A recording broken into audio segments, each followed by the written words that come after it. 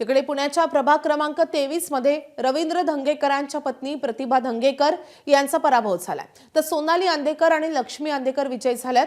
आयुष कोमकर हत्या प्रकरणी बंडू अंदेकर, सोनाली अंदेकर आणि लक्ष्मी अंदेकर सध्या तुरुंगवासात आहेत, तर सोनाली अंदेकर बंडू अंदेकरांच्या सून आहेत। अजित पवारांच्या राष्ट्रवादीकडून सोनाली अंदेकर आणि लक्ष्मी अंदेकरनं तुरुंगातूनच निवडणूक लढवली होती।